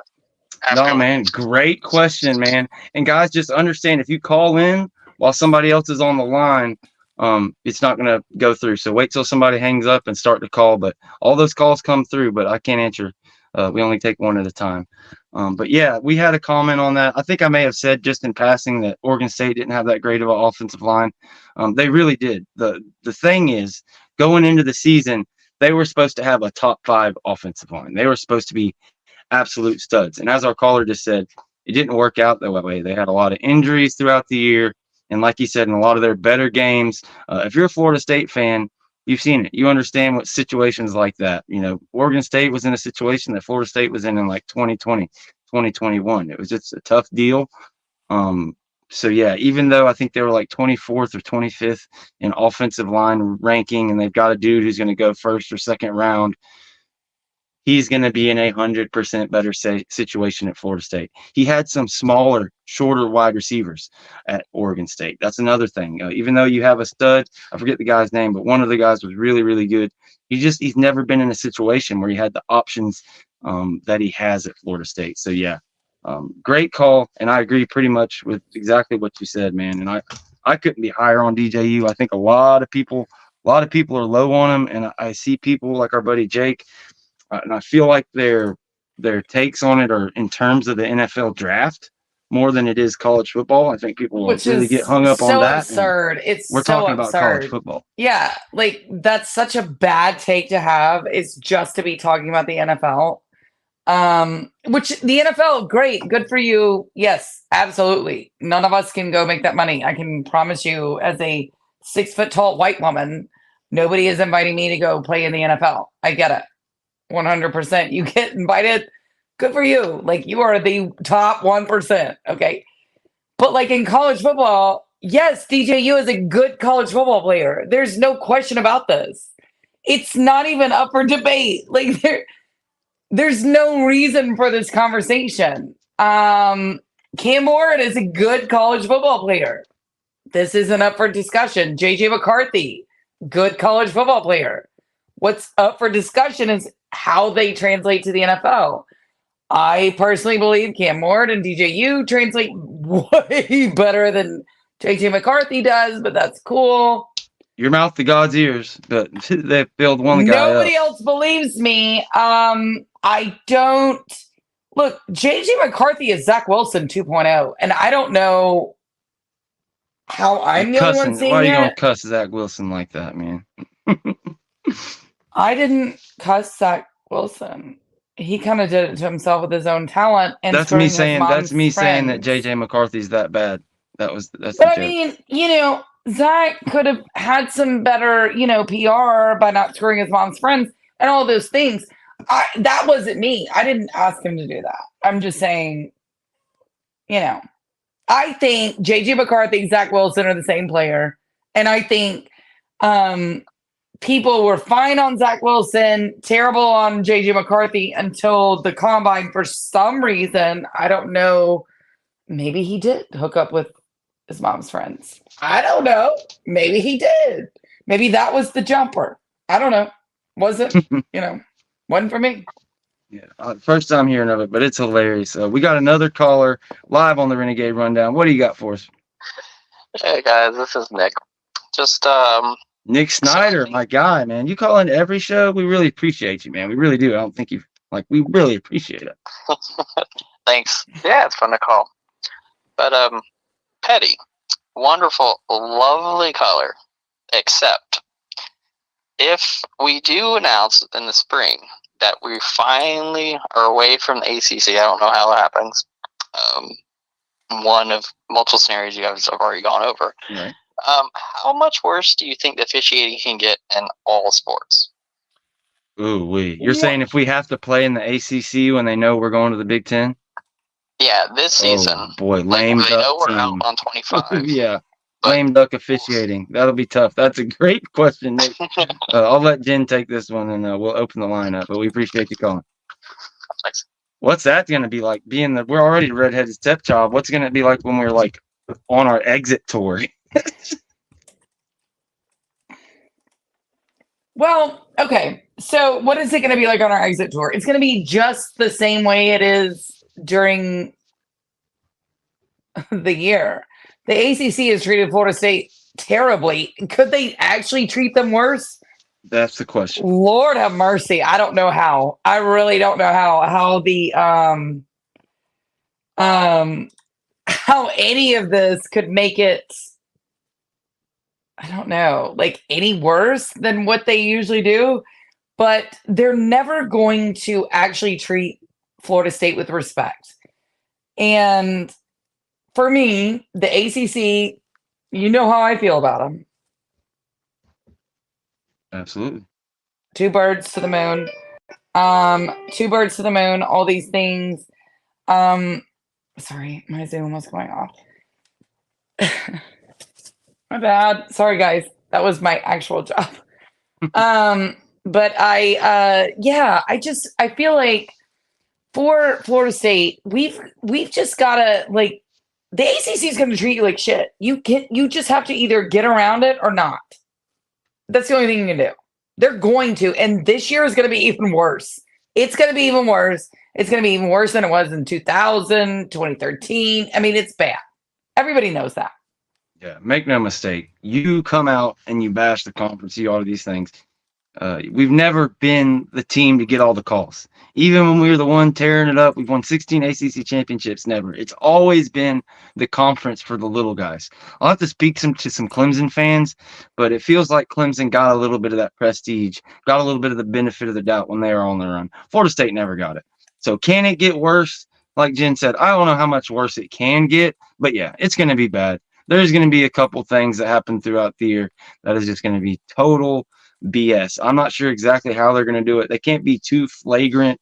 But yeah, all this BS talking crap. We've talked crap about every facet of the ACC, whether it be officials, since Jimbo Fisher was here, whether it be even just off of the communication and the altercations that Mike Norvell had with the ACC last year. It's just there's zero love lost there. So I don't know how much conference pride referees have or umpires, whatever you want to call it, center judges, line judges, yada, yada. I don't know how much they have in there, but yeah, if there's going to be, there will be no team that gets worse, treated worse than FSU as far as officiating. And Never. it sucks. There's only so much you can do about it, but it is what it is. Especially not in this conference. This conference has treated us so horribly since we joined. There's never been any love. In fact, I think that they used to say that they would actually call, penalties to make things fair. Because Florida State was so much bigger than the losers of Georgia Tech and NC State and, Wake and, Syracuse, all these other fucking losers that are in this conference. It was that they said that out in the open. This wasn't something that we said as a troll. This was just something they said. We had to, we had to actually make those things work. So, the ACC can go screw themselves. If they want to treat us like shit, it'll just be like every other year. It's just going to be like every other year. Absolutely. How can they treat us worse? How can they treat us worse? Yeah, it doesn't get much worse. It does not get much worse. I cannot wait. March 19th. I cannot wait for spring practice to come. It's going to be a lot of fun. Brad Ottinger says over and under on cameras catching Mike Norvell yelling at the officials this coming year. I'm going to go, let's see, what's that? 2 per game. You've got 8 ACC games. I'd put the over under at 18 and give me the over. Really? Yep. Killing. Oh, really? I'd say 22. I'd go with 22. 22. So there you go. There you have it. There's our over and under for the season on that. And again, the number, I will put it up on the bottom of the screen there. We've got about another 5-10 minutes. I would end this thing, guys, but we've got over 350 live. We're going to keep the chat going, keep having fun. As long as you guys have questions, we're going to keep it going. And then once it dies down, we are going to call it a day. This has been a ton of fun. Patrick's was just amazing. What an amazing episode. Amazing. If you're just joining us, you'll have to go back and watch the first hour and 20 minutes because he was great. We talked about, we really went in on the entire Tribe 25 kind of class and the targets we're after. It was a really refreshing recruiting conversation because there's not only so much we can talk about this time of year.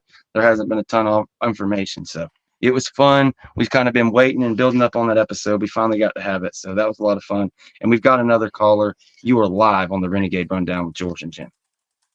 Well, hey, George. I've been watching the show and I enjoy the show.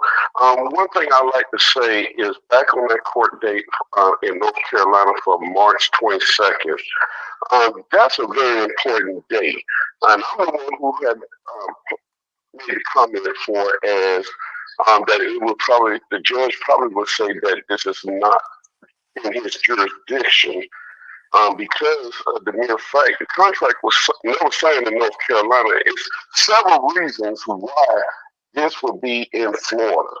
And once that judge come out and state by obvious that he do not have jurisdiction, then I was probably guess a settlement is coming real quick because they do not want that case to go through Florida because of the outcome. It's either you win it all or you lose it all. Mm-hmm. So to get in front of that, I wouldn't be surprised if they already have a contingency just in case this judge in North Carolina says that he does not have jurisdiction, and that you probably say maybe in 48 hours, maybe 72 hours. I'm just really aggressive with it. 48 to 72 hours. Hey, they may have a settlement because the mere fact that there's another component to this, which is the SEC, Big Ten, they trying to get ahead because they got plans in the works with the network, Fox and ESPN, going ahead for what they want to do with college football. Absolutely. And the sticking point is Florida State ACC. Once this is cleared up, everybody else, the dominoes going to fall. Who's going to what conference? Who's going to stay in the ACC? And everything else is going to line up. And of course. All right. Hey, we appreciate the take, man. I agree with you. Jen is right there with you. We appreciate you calling in, but we're going to have to let you go unless you had a question. But that was a beautiful take, my man. Thank you. Okay, good night. All right, appreciate you, brother. All right. Man, he's dead on the money. Dead on the money. And he's right there with you on that March 22nd date. Did you have anything to add to that? No, I'm just saying, like, I think if that March 22nd date goes by, and what I would guess is they're going to stay it. That's what I would guess. But I even think that's really good news. Now, should they dismiss it? Lord have mercy, we're all going to be popping champagne bottles. Because if they dismiss that case in North Carolina, like, that's what I'm saying. Like, people don't get it. That's a huge date. Just staying it or dismissing it would be huge. Keeping it is not going to be that big of a deal. I still think it stays in Florida. I don't. Let's just see what they say. Let's see what they say. Absolutely. Angelo Smith says that was a passionate caller. Absolutely, man. He killed it. And I was kind of awkward the way it ended there. I wasn't trying to cut you off. Just when we get people in, you give your take or whatever. But after about 90 seconds, then we ask a question or we got to open it up for the next caller. And now watch, nobody will call. But no, we really appreciate the call. Call in as many times as you want. Hell, call right back. But we just got to kind of keep the takes to a minute or a minute and a half tops, and then get a question and move on to the next one. But yeah, he was super passionate and he was on the money. Everything he was saying, he was preaching. So. And bam, we've got another caller. The callers have come to bear. It's been a little while, but the phone lines are going off. You are live on the Renegade Rundown. Hey, yeah, this is Jeff Hill. Listen, I just want to tell y'all that I love your show. I think y'all do a great job. Go Noles, and I can't wait till we get out of this damn conference. God bless y'all. Absolutely, man. And the man who makes it rain himself, Jeff Hill, we really appreciate you calling in, man. God bless. See you later, man. Yes, sir. We'll see you next time. Thank you.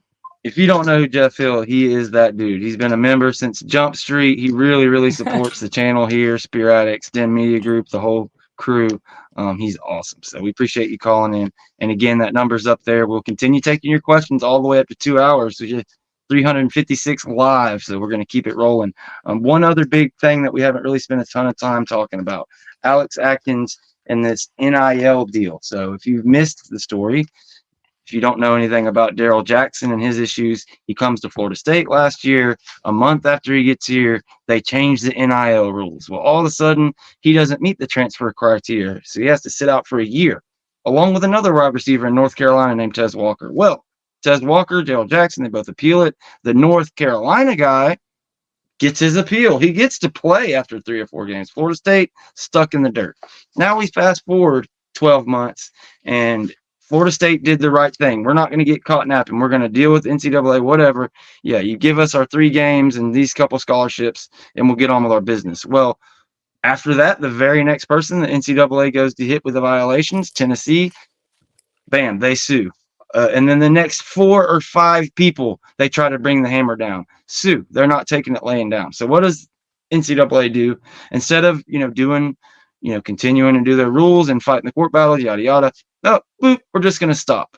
So the NCAA has ceased prosecution or enforcement on any third-party NIL deals. You're not going to get in trouble no more. It doesn't matter. You can do whatever you want. So now the battle's end, whatever, Alex Atkins can take as many people their way as he wants because they're not enforcing it. But they're still going to try and give him a 3-game suspension, take our scholarships, the whole 9 yards. It's the same exact story as Daryl Jackson. And I don't think Florida State or the lawyers or anybody should take it laying down. I think Florida State I don't know what the answer is here on this particular thing. I think they should just throw him on the sidelines, just take him to Ireland, pretend like nothing happened. I don't see how they can enforce this thing on Florida State. I know Mike Norvell is all about doing things by the book the right way, so maybe he will, do the right thing, kind of like he didn't score another touchdown on Louisville or Florida in the last minutes at the end of the year. But I feel like we really just need menace Mike Norvell. We need, just an absolute scorched earth tour. So maybe they're just holding out because they have the lawsuit with the ACC, and that's why they haven't done anything with the NCAA yet. But do you see them doing anything to get out of this? I just feel like No, this cannot fucking stand. You don't feel them trying nothing. You're just going to take it. One, they already agreed to it. It was already agreed to months before it was actually announced. I think that's another issue. They're not going to change this. They have enough lawsuits going on. I think they're going to let this stand. I think what you might see them do, is allowing Alex Atkins to travel with the team. And I think what they would then look at the NCAA is say, come at me. Because all this is fine. We've done everything else. But he's allowed to travel to Ireland for this big, huge game. You're being ridiculous if you have an issue with it. Yeah, I agree that it's going to be tough. There's definitely Daryl Jackson, his whole thing. It didn't come back, and like you said, they agreed to it months ago. So my only thing would be, hey, maybe that can work. Okay, well, we agreed to this months ago, and now when it comes time to enforce it, you're not going to enforce anything else. So basically, we're just getting penalized. Basically, exactly what Florida State is. They're getting penalized for talking. They're getting penalized for doing the right thing. They would have ignored them like Tennessee and all these other people until now, boom, they'd be good and they would have nothing. So if there was any fairness, if there was any anything within the ACC or the NCAA about justice or doing the right thing, Alex Atkins would get a reprieve. But like Jen is saying, she's probably 99.99% right. He won't. He's probably going to serve the full suspension, but it sure would be nice. And it's my hope that they can figure something out there. Look, they're never going to retroactively help Florida State. That's never going to happen with the NCAA. It's never going to happen within a conference. It's never going to happen no matter what happens, that you want to happen. Right. That only happens for the losers in the SEC, for the losers in the ACC. Those are the ones that get their shit reversed. I guess not winning games, not winning championships, not being relevant actually makes your reversal way more appealing. I get it. Virginia, Tennessee, cool beans. Y'all are nobodies. Got it. It's so ridiculous, the fact that the ACC, that the NCAA only goes back on losers like Tennessee. Tennessee was about to get absolutely throttled. Well, like you said, they sued them. We didn't. We took it. We agreed. It's just. Well, they played their hand. But Tennessee had to, and the fact is, they get caught cheating so much that they had to. And they're still losing. And they're still losers. They're like the Miami of the SEC. You cheat 24/7 and you still win 7 games. It must be nice. I don't know what else to say. No, I agree. It's ridiculous. But no, I agree with everybody. Scorched earth. Show them what Fear the Spear is, all that stuff this year. It's going to be a lot of fun. And we talked about it when our guy Pat was on the show. You go from 40-something% blue chip stuff all the way up on 60% blue chip ratio. Much more talented overall team, even though you lost a lot of front line talent. You're going to have a lot of guys kind of build into roles. But that's exciting too. Georgia Tech, the first kind of month of the season is nothing like we had last year. We don't have that crazy gauntlet where it's just our biggest 2 games in the first month of the year. We're gonna have some time to grow. This thing's gonna be a lot of fun. Think 2022. Excuse my language. I think 2022, where you have a kind of young team that's still coming together, but just immensely more talented. And I mean immensely. I mean this. We did this on the show. I forget which show it is. I would tell you, to look back at it. But just go look at the 2022 roster and then look at the 2024 roster. And what you'll find is just unreal. You had a lot of the same guys that were on that team forced to be in starting roles who are reserves now 3 years later are still starting and fighting for a starting role, like Robert. Scott at left tackle. You have just tons of guys like DJ Lundy, who was forced to play big time minutes and these things, and who's now, coming back 2-3 years later as a much, much better player. Kentron Portier is still on this team. That was on that team with much less experience. And you go all the way down the line. R. Wilmer says, George, what is the current blue chip ratio? I believe it's right around 62%. I believe it rounds up to 62%. We were around 42% last year. And with the incoming class and the 18 guys off the bottom, we've worked up there into the 60s. Our actual recruiting class was like 75%. But as far as the overall roster, you saw a 50% increase from 40 to 60. And I believe in 2022, it was around 30. So you're looking at double your blue chip ratio from 2022, and just extremely similar. And you look at Jordan Travis, and this is what I keep going back to when people want to compare what Jordan Travis was going into 22. That's, compare that to what DJU is that Mike Norvell is getting his hands on. They really don't understand the kind of level of play that we're going to see out of our young man. And I just love it. It's like the pundits, the national media, and everybody, they make it so easy for us, Jen. When you have a coach that you can trust, when you've got, I'm not going to throw out a name. When you got Mike Norvell, it makes it a lot of fun. And boy, we can pick on Florida a little bit. They continue to unravel every single day. It's another coach. Every day it's another comment. It's like, oh my gosh. Napier said the other day, y'all aren't supporting the program right, or y'all need to support it the right way. And then, he's said that the NIL, it took them 18 months to get going, even though they had the very first NIL collective ever. Of course, that thing's gone, but just guy after guy. I believe they had maybe an analyst or something that went to the NFL. And it struck me when Pat was talking about how good we are at evaluating and how big these staffs are nowadays. And you can evaluate these transfers and stuff. How is it that Florida supposedly has 60 people on their staff? That was their whole thing, but they haven't attacked the transfer portal at all in these 2-3 years. It's like they have been miserable at identifying talent. So what are these analysts at Florida actually doing? If they're not identifying transfer portal talent and coming up with innovative this and that, what is the point of having that giant staff? I couldn't imagine being a Florida fan right now. It's like Jimbo Fisher's last year mixed with Willie Taggart's entire career all in one. It's like this really, and that schedule.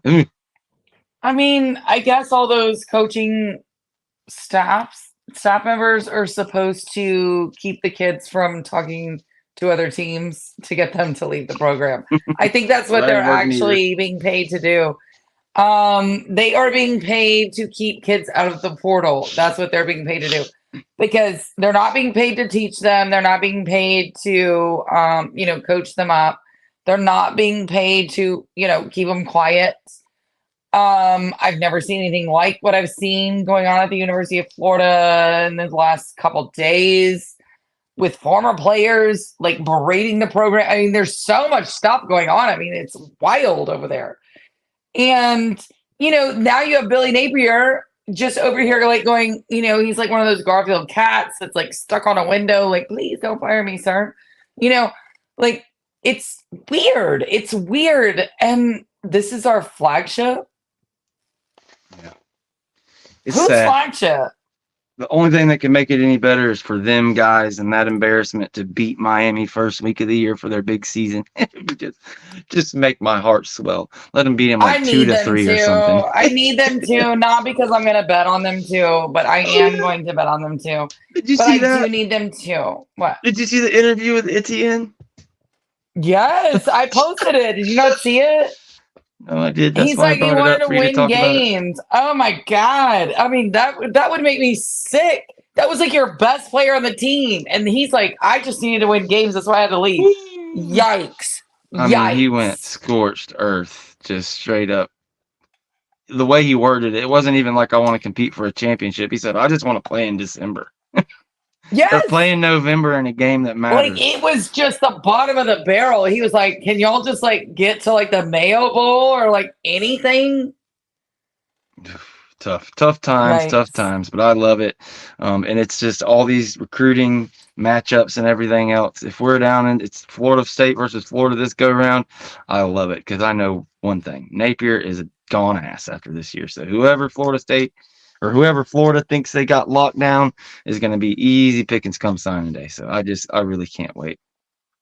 But I think we have reached the end of the string. Is there anything you need to let the people know? Anything you got on your mind before we get out of here? Anything I have on my mind? No.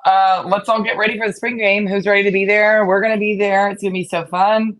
That's all I got. Let's go, baby. Go Noles. Thank you guys so much for joining us again. Hit that subscribe button, hit that like button, hit the membership button. We're not quite ready to announce it, but we have a big time guest for Friday. I'll put out a community post as soon as we lock down a real time for that. And we will get you guys hooked up Friday and Sunday. So hopefully a couple big guests coming on and we can close out a big week. But we're going to leave you guys with some fun video here. Let's look at Jared Smith snapping those gators we mentioned, and we will call it a day, and we'll see you guys next time.